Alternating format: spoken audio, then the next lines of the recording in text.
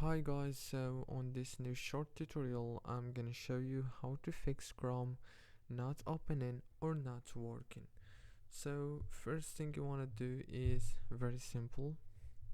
Go into this search here, search for Chrome, click on your right mouse on open file location, click on your right mouse again, click on properties, compatibility, enable this option, choose Windows 8, click apply and OK.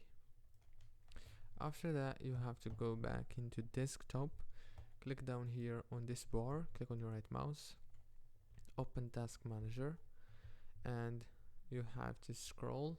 When you find any app that you don't need, just click on it like this and click on end task. Do this with all the apps that you don't need right here. Don't forget to like, subscribe.